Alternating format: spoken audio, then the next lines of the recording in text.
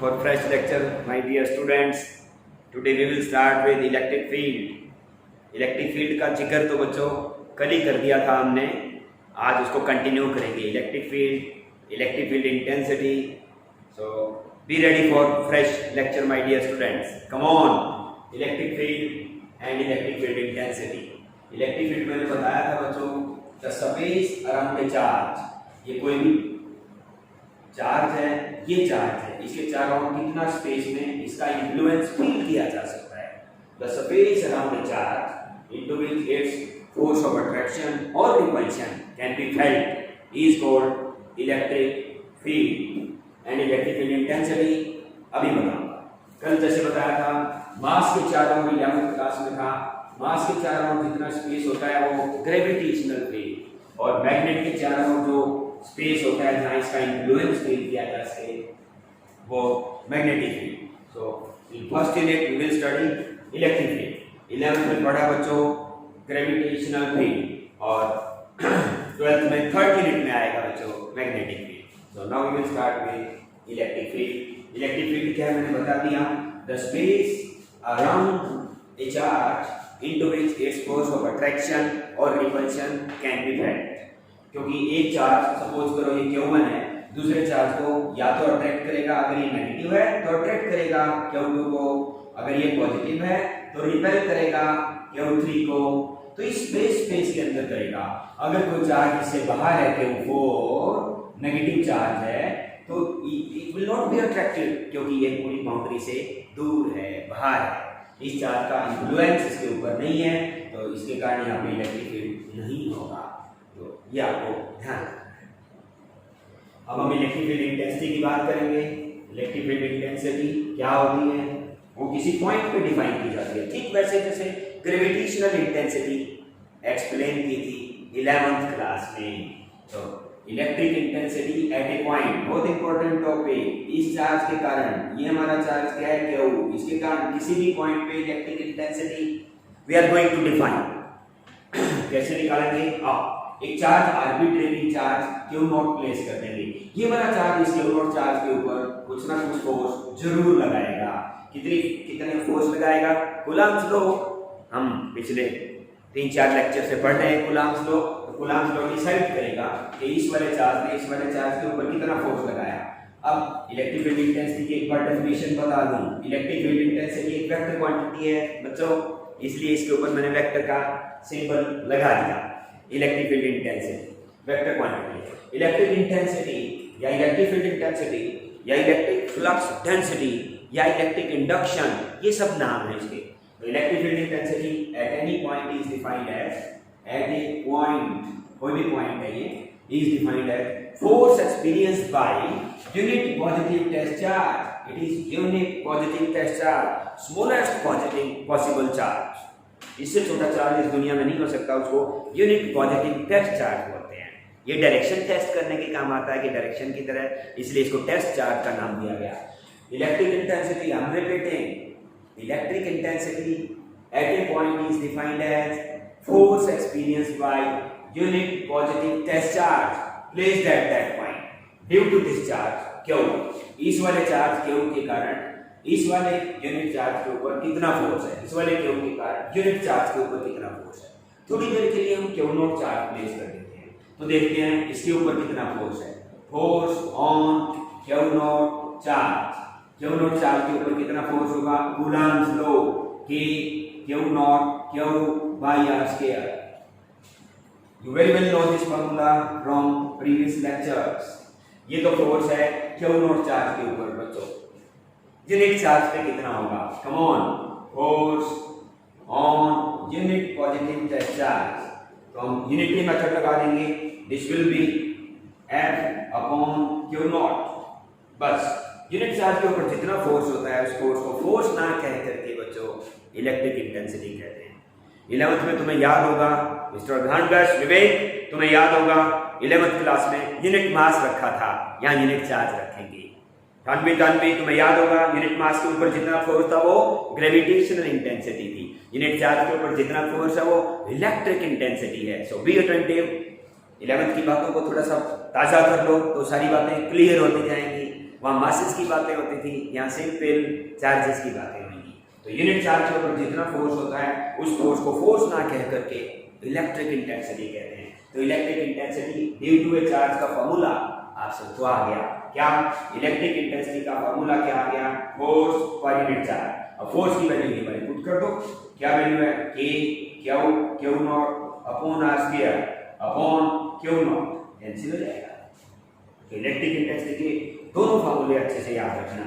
Electric intensity is nothing but force पर unit charge also, and Q not will be cancelled. It's formula is KQ by R square. दोनों किसी भी charge के कारण किसी भी r डिस्टेंस पे फॉर्मूला लगाएंगे तो KQ by R स्क्वायर लगाएंगे, और फोर्स की टर्म्स में अगर डिफाइन करना है तो फोर्स पर यूनिट चार्ज। इसी से यूनिट भी डिक्लेयर हो जाएंगे। E के जो यूनिट होंगे अब बताना आपके लिए कोई मुश्किल नहीं, न्यूटन पर कूलम। और इलेक्ट्रिक इंटेंसिटी का मैग्नीट्यूड निकालने के लिए बार बार बता रहा हूँ क्या फॉर्मूला होगा? KQ by R square. ये तो मैग्नीट्यूड निकालेगा। It is a vector quantity. Electric intensity is vector quantity. तो डायरेक्शन कैसे निकालेंगे? धीरे से यूनिट पॉजिटिव चार्ज प्लेस करेंगे और वो यूनिट चार्ज इस वाले चार्ज के कारण जिधर भी दौड़ेगा। कैसे दौड़ेगा? क्योंकि अगर ये पॉजिटिव चार्ज है तो पॉजिटिव पॉजिटिव को रिपेल करेगा। तो धीरे से यूनिट पॉजिटिव चार्ज प्लेस किया, धीरे से unit positive test charge place किया। ये वाला चार्ज इस यूनिट पॉजिटिव चार्ज को जिधर भी रिपेल करेगा। प्लस प्लस है तो किधर रिपेल करेगा? राइट की ओर। राइट की ओर इलेक्ट्रिक इंटेंसिटी की डायरेक्शन। मुझे लग रहा है कि तुम्हें बिल्कुल क्लियर हो गया होगा। Electric intensity at any point is defined as force experienced, force felt by unit positive test charge placed at that point. Its value is obtained by two formulae, force पर unit charge V KQ by R square V। Direction कैसे निकालेंगे? धीरे से unit positive charge place करेंगे। हमेशा इस वाले charge के कारण ये यूनिट पॉजिटिव टेस्ट चार्ज जिधर भी भागेगा हमेशा दूर भागे ऐसा नहीं है। अगर ये नेगेटिव चार्ज होता तो ये अट्रैक्ट करता। वो कैसे करता? ऐसे कि धीरे से हम क्या करेंगे? फिर नेगेटिव चार्ज पुट करेंगे। अब कोई कहते देखो, ध्यान से सुनिएगा, आराम से समझो, समझ आएगा। इस पॉजिटिव चार्ज के कारण क्या आंसर है? KQ by R square. अगर ये चार्ज नेगेटिव होता कितना? माइनस के, और कोई कहता कि r डिस्टेंस पे यहाँ पे P पॉइंट पे इलेक्ट्रिक इंटेंसिटी का मैग्नीट्यूड लिखो, तो मैग्नीट्यूड कैसे लिखते हैं? यहाँ पे ये formula K × Q by R square. Minus क्यों नहीं लगाना? आई एम डिनाइंग, मैं आपको मना कर रहा हूँ नहीं लगाना, क्योंकि ये नेगेटिव साइन डायरेक्शन बताने में यूज हो जाएगा। तो magnitude KQ by R square, negative charge के कारण भी KQ by R square, KQ by R square, positive charge के कारण भी KQ by R स्क्वायर। लेकिन डायरेक्शन कैसे निकालते हैं? अभी बताया था ना। क्या करते हैं? धीरे से unit positive test charge put करते हैं। ये पुट कर दिया। अब देखिए, ये वाला यूनिट पॉजिटिव टेस्ट चार्ज इस वाले चार्ज के कारण दूर नहीं भागेगा, अट्रैक्ट होगा। तो अट्रैक्ट होने वाली डायरेक्शन E की होगी। तो क्या कह सकते हैं डायरेक्शन के बारे में? डायरेक्शन के बारे में आप ये कह सकते हो कि direction of electric intensity is given by direction of unit positive test charge. Unit positive test charge placed at that point. उसी पॉइंट पे धीरे से यूनिट पॉजिटिव चार्ज प्लेस कर दो। उसी पॉइंट पे धीरे से unit positive test charge place कर दो। ये वाला यूनिट पॉजिटिव टेस्ट चार्ज इस वाले के कारण जिधर भी जाएगा वो E की डायरेक्शन। और KQ by R square, force पर unit charge, KQ by R square, force पर यूनिट चार्ज। दोनों फॉर्मूले न्यूटन पर कूलम इसके यूनिट हो गए। और डायरेक्शन कैसे निकालेंगे? धीरे से यूनिट पॉजिटिव चार्ज प्लेस करेंगे। This was definition of electric intensity. बोल दीजिए, इसके नाम भी याद रखना। इसके नाम कितने हैं? देखो, पहला नाम है इलेक्ट्रिक इंटेंसिटी। इलेक्ट्रिक इंटेंसिटी भी इसी का नाम है E वेक्टर का। दूसरा इलेक्ट्रिक फ्लक्स डेंसिटी, ये भी इसी का नाम है। तीसरा नाम इसका इलेक्ट्रिक इंडक्शन बच्चों, ये भी इसी का नाम है। और fourth name electric field intensity भी बोल देते हैं, या electric field at any point भी बोल देते हैं। इलेक्ट्रिक फील्ड स्ट्रेंथ भी बोलते हैं, electric field strength.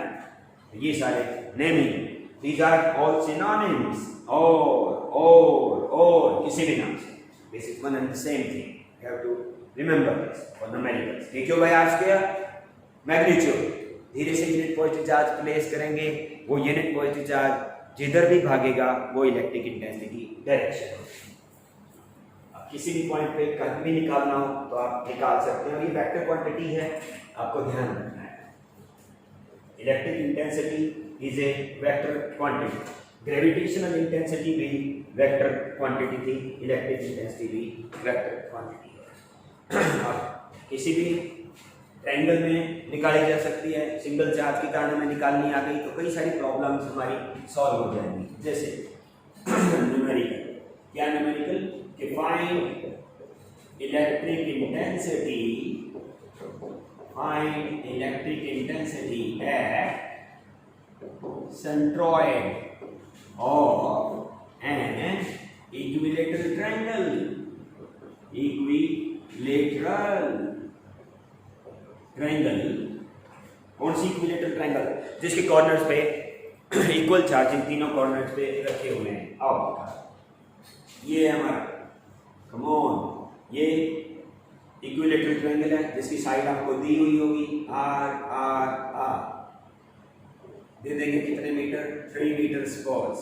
This is the triangle A B C, at each corner similar charge Q are placed and we have to calculate electric intensity at centroid, क्योंकि equilateral triangle है, centroid, इन centre, circum centre सब एक ही जगह पे होगा, ortho centre सब एक ही जगह पे होगा।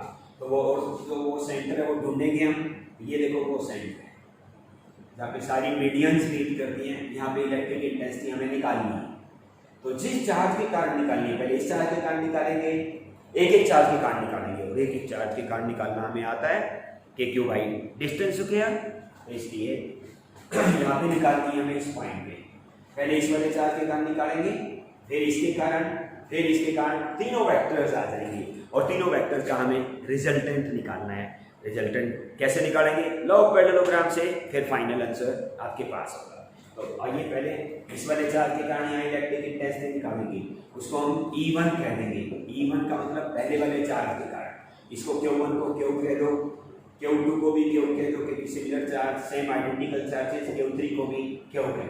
इलेक्ट्रिक इंटेंसिटी कौन से पॉइंट पे, सेंट्रॉइड पे eight G due to Q1, ये होगा इलेक्ट्रिक इंटेंसिटी। फॉर्मूला Q बटा डिस्टेंस किया, कौन सा डिस्टेंस, जिस चार्ज के कारण निकाल रहे हो और जहां पे निकाल रहे हो, तो ये डिस्टेंस क्या है x सपोज, तो फार्मूला हो जाएगा Q1/x²।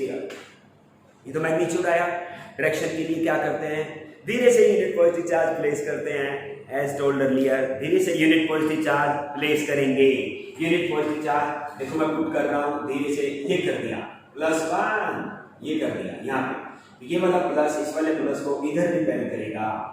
कैसे रिपेल करेगा, इधर, तो E1 की डायरेक्शन हमारी इधर आ गई। ऐसे ही दूसरे चार्ज के कारण यहाँ पे निकालोगे तो ये डिस्टेंस भी तो x होगा ना। सिमिलरली E2 निकालेंगे तो उसका फॉर्मूला होगा Q2/x²। इसके कारण निकालेंगे तो ये डिस्टेंस भी तो x होगा। और डायरेक्शन, इसकी डायरेक्शन कैसे, सेम मेथड, डायरेक्शन निकालने के लिए धीरे से यूनिट पॉजिटिव चार्ज प्लेस करते हैं, जिधर भी यूनिट पॉजिटिव चार्ज उस चार्ज के कारण दौड़ता है, भागता है, वही E की डायरेक्शन होती है। तो Q2 चार्ज ये है, यूनिट पॉजिटिव प्लस को रिपेल करेगा तो वो किधर जाएगा, इधर E2। ऐसे ये वाला चार्ज इस वाले यूनिट चार्ज को किधर धक्का मारेगा, इधर, तो ये क्या हो गया, E3। सिमिलरली तीसरे के कारण E3 will be equal to Q3/x²। इसकी डायरेक्शन किधर होगी, ये वाला पॉजिटिव, इसी यूनिट पॉजिटिव चार्ज को जिधर भी रिपेल करेगा। अब हमारे पास तीन वेक्टर्स आ गए, तीनों आइडेंटिकल हैं, इक्वल मैग्नीट्यूड के हैं, क्योंकि Q1, Q2, Q3 they are equal. इसलिए एक बात हम आराम से लिख सकते हैं कि E1 = E2 = E3 because Q1 = Q2 = Q3 = Q. All the charges are identical. So all the E's means electric intensities, they will also be equal. तो आप देखो तीनों वेक्टर के बीच ट्रायंगल ढूंढते हैं, पहले इन तीनों वेक्टर को इस ट्रायंगल से उठा के यहाँ बना देते हैं ताकि आपको समझने में बिल्कुल दिक्कत ना हो। और ये एंगल की बात करें तो आपको क्लियर दिखाई देगा E3 E2, ऐसे है ना, E2 इधर चला गया, E3 इधर चला गया, और इनके बीच का एंगल होगा 120, और E1 कहाँ है, नीचे चला गया। ये कौन है, E1, 120 120 120, 120 120 120, तो 120 का एंगल है, आइडेंटिकल है ये, E1 E2 E3 they are equal. पहले हम इन दोनों का रिजल्टेंट निकालेंगे। ये एंगल कितना है, theta is equal to 120। Resultant कैसे निकालते हैं, law parallelogram 11th class, a square under root a square plus b square plus 2ab cos theta. Theta is the angle between two vectors. तो इन दोनों का रिजल्टेंट निकालेंगे। आइए निकालें। रिजल्टेंट निकालना आप सीख चुके हैं 11th क्लास में। तो E3 और E2 का रिजल्टेंट हम कहेंगे resultant of E2 and E3। इसको मैं रिप्रेजेंट कर दूं E23 से, ऐसे इन दोनों वेक्टर्स का रिजल्टेंट कैसे निकालेंगे, E2 square plus E3 square plus 2E2 E3 cos 120। cos 120 minus of you know values put करेंगे। E2 E3 दोनों इक्वल हैं, इसलिए इक्वल पुट कर देंगे। तो पुट करो, ये क्या है, E2 square plus E2 square, 3 को भी 2 कर दिया, 2E2 E2, और cos 120 की वैल्यू मैंने बताई, क्या वैल्यू बताई, माइनस हाफ, तो 2 से 2 कैंसिल हो जाएगा। तो ये भी E2 का स्क्वायर हो गया माइनस के साथ, तो कुल मिला के क्या आ गया, E2 का स्क्वायर E2 आ गया। देखो ये E2 स्क्वायर इस E2 स्क्वायर माइनस का है, इसके साथ कैंसिल हो जाएगा। E2 का स्क्वायर भी है, स्क्वायर रूट भी है, इसलिए E2 आ गया। तो इन दोनों का रिजल्टेंट कैसे निकालते थे आपको याद होगा, complete the parallelogram, diagonal is the resultant. ये वाली साइड है ना, बिल्कुल इसके पैरेलल ऐसे और इसके पैरेलल ऐसे कंप्लीट कर दिया आपने पैरेललोग्राम को, और diagonal is the resultant, diagonal ये डायगोनल है। तो ये कौन है, 2 और 3 का रिजल्टेंट, 2 और 3 का रिजल्टेंट जो हमने कैलकुलेट कर लिया, E23 वो E2 के इक्वल आ गया। तो इसको मैं लिख सकता हूँ, this is equal to E2, और नीचे कौन है, E1। अब इस पॉइंट को चेक करो, ये पॉइंट वही सेंट्रोइड कहते थे जी, ये वही पॉइंट। इस पॉइंट पे कौन क्या इक्वल है, ऊपर कौन है, E2, नीचे कौन है, E1। बाई चांस आपने देख लिया E1 E2 E3 all are equal, तो E1 3 E2 के इक्वल है, equal and opposite, they will cancel each other, net answer will be 0। E1 और E2 इक्वल है, जितना ऊपर है उतना नीचे, इट विल नॉलिफाई, 0 हो जाएगा। तो net E will be 0 at centre. तो ये बात आप याद रखें कि आइडेंटिकल चार्जेस रखे हुए हो, इक्विलेटरल ट्रायंगल हो, ये सारी साइड्स इक्वल हो, तो सेंटर पे इलेक्ट्रिक इंटेंसिटी 0 आती है। ये बात से अमेज्ड नहीं होना, सरप्राइज नहीं होना, बिल्कुल सेम। अगर किसी ने ग्रेविटेशन ध्यान से पढ़ा 11th क्लास में, तब भी ये बिल्कुल सेम, ग्रेविटेशनल इंटेंसिटी 0 थी, अब इलेक्ट्रिक इंटेंसिटी 0 है, इसलिए यहाँ पे इलेक्ट्रिक इंटेंसिटी 0 होगी। 11th में ग्रेविटेशनल इंटेंसिटी 0 थी। अगर समझ नहीं आया तो आपने रिपीटेड तीनों चार्जेस बताना अलग अलग करके सेंटर में निकाला, फिर रिजल्टेंट निकाल दिया, रिजल्टेंट कैलकुलेट किया, 0 आ गया। जनरलाइज भी करेंगे इसको, कि जनरलाइजेशन क्या है, कि यूनिफॉर्म फिगर कोई भी हो बच्चों, यूनिफॉर्म का मतलब एक जैसी, सब तरफ से एक जैसी। यूनिफॉर्म फिगर अगर होगी तो सेंट्रॉइड पे यानी कि सेंटर पे इलेक्ट्रिक इंटेंसिटी 0 आएगी। क्या मतलब, ये मतलब कि अगर आप ट्रायंगल बनाते हैं, ये ट्रायंगल है, आइडेंटिकल चार्जेस हैं, क्यों सेंटर पे ही कितना है, 0। अगर ये स्फीयर होता, फिर यूनिफॉर्म फिगर, आइडेंटिकल चार्जेस होते, क्यों सारी साइड्स इक्वल होती, इसका सेंटर ढूंढते, ये रहा, तो इलेक्ट्रिक इंटेंसिटी क्या आएगी, 0। ट्रायंगल में, स्क्वायर में, पेंटागन में, हेक्सागन में, हेप्टागन में, ऑक्टागन में, क्यूब में, सभी में सेंटर पे इलेक्ट्रिक इंटेंसिटी 0 होता है। और बच्चों रिंग में भी, क्योंकि यूनिफॉर्मली चार्ज रिंग, ये भी तो यूनिफॉर्म है, तो इसके भी सेंटर पे इसका चार्ज कितना है, क्यू यूनिफॉर्मली डिस्ट्रीब्यूटेड, तो यहाँ पे भी सेंटर पे ही क्या होता है 0। क्यूब में क्या है, सपोज करो ये क्यूब, ये बहुत अच्छा रिजल्ट भी डिराइव होगा। ये हर कॉर्नर पे क्या रख दिया, क्यों क्यों क्यों क्यों क्यों क्यों क्यों क्यों क्यों क्यों क्यों क्यों, इसके भी सेंटर पे इलेक्ट्रिक इंटेंसिटी आप निकालेंगे तो कितना आएगा 0, यहाँ भी 0, यहाँ भी 0। So electric intensity in a uniform figure having charges on vertices, इनको बोलेंगे तो वर्टेक्स या वर्टिसेस बोलेंगे। ये यूनिफॉर्म फिगर है तो यहाँ बोलेंगे on all 8 corners electric intensity centre पे क्या होगा 0। ये नहीं है कि ट्रायंगल में भी, बस ट्रायंगल में भी, स्क्वायर में भी, पेंटागन में भी। अब एक नया रिजल्ट, सेंटर पे 0। अगर इनमें से एक चार्ज को रिमूव कर दिया तो फिर आंसर 0 नहीं आएगा, या इस रिंग पे छोटा सा कट मार दिया फिर 0 नहीं आएगा। This is important, noticeable. अगर छोटा सा कट मार दें इस रिंग में फिर इलेक्ट्रिक इंटेंसिटी 0 नहीं आएगी। तो यहाँ भी एक चार्ज को रिमूव कर दिया, यहाँ भी एक को रिमूव कर दिया, तो आंसर क्या आएगा, जो सिंगल चार्ज के कारण आंसर आना चाहिए उस पॉइंट पे वो आंसर होगा। मतलब नहीं समझ आई कई बच्चों को, ध्यान दोगे बच्चों तो पूरी समझ आ जाएगी।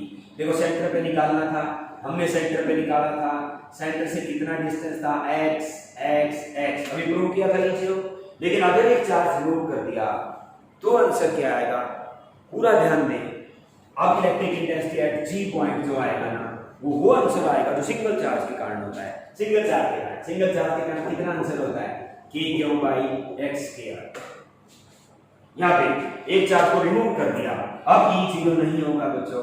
अब इस सेंटर पे electric intensity eight O, now electric intensity eight O will B single charge के कारण जो आंसर होता है, सिंगल चार्ज के कारण देखो क्या आंसर होगा k/x²।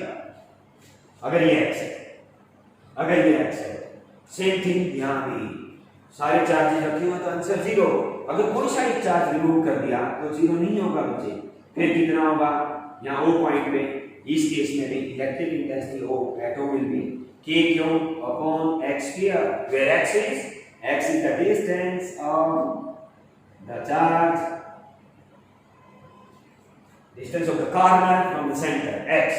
ये x कितना होगा, ये x कितना होगा, ये ज्योमेट्री से आपको निकालना आता है, क्योंकि लेंथ ऑफ द डायगोनल कितना होता है इसमें length of the diagonal 2x होता है, वो होता है √3 टाइम्स द साइड अगर इसकी a है, यहाँ पे लेंथ ऑफ द डायगोनल क्या होता है 2x। Length of the diagonal क्या होता है, डायगोनल की जो लेंथ होती है ये याद है आप सबको, √2 टाइम्स a। r दिया हुआ तो r ले लो, a लेते तो a ले लो, √2 टाइम्स r, ये √3 टाइम्स होता है। तो ये x निकालना तुम्हारे लिए कोई मुश्किल नहीं, जब 2x बता दिया तो x उसका हाफ हो जाएगा। यहाँ पे जब कट मार दिया तो आंसर 0 नहीं होगा। फिर होगा क्या, फिर आपको ये देंगे कि ये कट कितनी लेंथ का मारा, ये लेंथ देंगे, इसकी लीनियर चार्ज डेंसिटी देंगे, लीनियर चार्ज डेंसिटी हम पढ़ चुके हैं। फिर आंसर निकालेंगे, जो आंसर इतने पोर्शन के कारण यहाँ आंसर आएगा ना वो फिर आंसर फाइनल आंसर होगा, फिर इलेक्ट्रिक इंटेंसिटी 0 नहीं। तो एक बार फिर जनरलाइज कर दूं, फिर याद दिला दूं, सभी कॉर्नर पे इक्वल चार्ज हो, आइडेंटिकल फिगर हो तो सेंटर पे ही 0। अगर एक चार्ज गायब कर दिया जाए फिर 0 नहीं होता। फिर होता क्या आंसर होता है electric intensity due to single charge at that point. Single charge के कारण जो आंसर होता है वो फाइनल आंसर आएगा। अगर एक चार्ज मिसिंग है तो आंसर आएगा k/x²। एक चार्ज मिसिंग है तो आंसर आएगा k/x²। x अलग अलग केसेस में अलग। बहुत इंपॉर्टेंट रिजल्ट है, बार बार काम आएगा, न्यूमेरिकल्स भी करेंगे इसके ऊपर, तो आपको सही ध्यान रखना। ठीक है बच्चों, अब इसी के न्यूमेरिकल्स करेंगे, आपको पूरा इंटरेस्ट आएगा। एक सिंपल हार्मोनिक मोशन का भी क्वेश्चन मैंने दे रखा था नोट्स में, कई बच्चे पूछ रहे थे व्हाट्सएप पे कि आप सोल्यूशन कराओगे कि नहीं। क्यों नहीं कराएंगे बच्चे, SHM का क्वेश्चन है, 11th क्लास में का कंसेप्ट भी यूज हो रहा है उसमें, तो सॉल्व नहीं कराएंगे ये तो हो ही नहीं सकता। तो आप ये वो डर के ये पूछ रहे थे कराएंगे कि नहीं कराएंगे, नहीं कोई भी प्रॉब्लम आपकी नहीं छोड़ी जाएगी, ये मेरा आपसे पहले भी प्रॉमिस था, अब भी प्रॉमिस है। तो न्यूमेरिकल क्या दिया हुआ है कि दो चार्जेस पड़े हुए हैं, क्यू एक सेंटर पे रख दिया स्मॉल क्यू चार्ज, आपको क्या निकालना है, क्या क्वेश्चन था, अगर इस चार्ज को डिस्प्लेस कर दिया आइदर टुवर्ड्स राइट और टुवर्ड्स लेफ्ट, तो फिर ये प्रूव करना कि एसएचएम होगा। प्रूव करना तो देखो कितना आसान है। अगर ये एल डिस्टेंस है सपोज करो, इसने इसको धक्का मारा, ये पहले तो करेगा ही, जितना इधर रिपेल करेगा ये इतना इधर कर देगा। तो मान लो आप एक्स इधर कर देते हो तो इसको रिपेल करके एक्स इधर ले आएगा, ये चार्ज इधर आ जाएगा, फिर इधर आ जाएगा, यूं यूं यूं यूं, मतलब एसएचएम, सिंपल हार्मोनिक मोशन। तो लेकिन प्रूव करना हो, जब भी किसी मोशन को सिंपल हार्मोनिक मोशन प्रूव करना है तो एक ही कंसेप्ट होता था 11th क्लास की जो लास्ट यूनिट थी, आपको याद होगा, acceleration in this must be directly proportional to displacement from the mean position. ऐसा acceleration is proportional to displacement. तो आंख बीच के इस दुनिया में लिख दोगे कि मोशन एसएचएम है, क्योंकि एक ही मोशन ऐसा होता है जिसमें एक्सेलरेशन प्रोपोर्शनल टू डिस्प्लेसमेंट हो, तब एक ही मोशन पॉसिबल होता है। वो कौन सा? Simple harmonic motion. तो ये बात आपको याद होनी चाहिए, acceleration is proportional to displacement. अगर आपने डिस्प्लेस कितना किया, सपोज आपने x डिस्प्लेस कर दिया, acceleration is proportional to displacement, y ले लो, x ले लो, कुछ भी ले लो, है ना, प्रोपोर्शनलिटी का साइन हटाते थे, तुम्हें याद होगा, acceleration is equal to minus omega square y, तो मोशन एसएचएम होगा। आईज आर क्लोज्ड, आंख बीच के ये बात लिख देना बच्चे, eyes are closed, motion is SHM. आंख बीच के लिख देंगे कि मोशन एसएचएम, और जब भी एसएचएम होगा तो उसका जनरल फार्मूला टाइम पीरियड का, इसका डेरिवेशन 11th में था, आप कहीं तो अभी करा देंगे, लेकिन फार्मूला याद रखना है, time period equal to 2 pi under root displacement upon acceleration, general. तो कभी भी कोई मोशन एसएचएम प्रूव करना हो तो आपको ये प्रूव करना होता है। हम इस क्वेश्चन को ऐसे ही करेंगे कि इसमें पहले नेट फोर्स निकालेंगे, डिस्प्लेस करने के बाद नेट फोर्स निकालेंगे, तो उससे फिर एक्सेलरेशन निकल आएगा, और जब जब एक्सेलरेशन प्रोपोर्शनल टू डिस्प्लेसमेंट होगा तो मोशन एसएचएम अपने आप हो जाएगा। तो देखो जल्दी करते हैं थोड़ा सा, कम ऑन, ये क्यू चार्ज सेंटर पे क्या रखा हुआ है, स्मॉल क्यू, आपने थोड़ा सा डिस्प्लेस कर दिया, यहाँ पहुंचा दिया, कितना डिस्प्लेस कर दिया, x, ये लेंथ कितनी है l, क्योंकि मिडिल पॉइंट था, ये लेंथ कितनी है l, ऐसे। तो जब ये चार्ज यहाँ नहीं रहा, यहाँ चला गया, तो ये लेंथ बढ़ गई, l प्लस x हो गई यहाँ तक, और ये l माइनस x हो गई यहाँ तक। ये वाला चार्ज इसके ऊपर फोर्स लगाएगा लेफ्ट की ओर, इसको बोलेंगे F1 will be by Coulomb's law, come on, k q upon distance square, distance कितनी है ये, और डायरेक्शन कितनी होगी, बड़े वाला छोटे वाले को लेफ्ट की ओर कर रहा है तो हम लिख देंगे लेफ्ट। ऐसे ये वाला चार्ज इस वाले चार्ज को राइट की ओर धक्का मारेगा, राइट की ओर, इसको क्या बोलेंगे F2 की वैल्यू भी लिख देंगे, formula k q upon distance square, distance ये, बड़े वाला छोटे वाले को राइट की ओर धक्का मार रहा है, ये राइट की ओर, तो दो फोर्सेस अपोजिट डायरेक्शन में एक्ट कर रहे हैं, तो नेट फोर्स कैसे निकालोगे, बड़े में से छोटा, इसका डिनोमिनेटर कम है तो आंसर बड़ा है, तो F1 में से F2 नेट फोर्स आ जाएगा, इसमें से ये सब्ट्रैक्ट कर देंगे, come on, k q l minus x whole square, k q l plus x whole square, इसको सॉल्व कर लेंगे, every force is ma, you know every force is ma, कुछ कॉमन ले लो जल्दी, k q कॉमन ले लिया, LCM ले लेंगे, l square minus x square whole square, और जब क्रॉस मल्टीप्लाई करोगे 4lx, ये ma, तो एक्सेलरेशन निकल आएगा, ये नीचे चला जाएगा, acceleration is equal to 4k lx upon ml4, ये x स्क्वायर है ना, ये वाली x square quantity it is very less than l square, so x square will be neglected, x square को नेग्लेक्ट कर दिया, एक l कैंसिल हो गया, यहाँ से आप क्लियर देख रहे हैं 4k upon ml3, constant, everything within the bracket is constant, so acceleration is proportional to displacement, hence motion is SHM, और जब motion SHM है तो टाइम पीरियड का जनरल फार्मूला आप सबको याद है, मैंने अभी बताया, टाइम पीरियड का क्या फार्मूला है, 2 पाई डिस्प्लेसमेंट अपॉन एक्सेलरेशन, एक्सेलरेशन कितना बड़ा 4k x upon ml3, x से x cancel, final answer is octet. तो a प्रोपोर्शनल टू एक्सेलरेशन हो जाए तो मोशन एसएचएम होता है। फिर भी अगर आपको समझ नहीं आया, नेट फोर्स निकाला, बड़े में से छोटा कर रहा है, सॉल्व किया, नेट फोर्स कितना आ गया तो फोर्स को m में रख दिया, a proportional to displacement, a proportional to displacement 11th class में था बच्चों कि मोशन इज एज सच है, मोशन का वैसे में तो टाइम पीरियड का जनरल फार्मूला लगाया और आंसर आ गया, ये टाइम पीरियड का फार्मूला है। तो ऐसे और न्यूमेरिकल्स जो मैंने भेज रखे हैं आपको वो करते रहो, मैं आपको कराता रहूँगा, आप ट्राई करते रहें। आपका दिन शुभ हो। Have a nice day.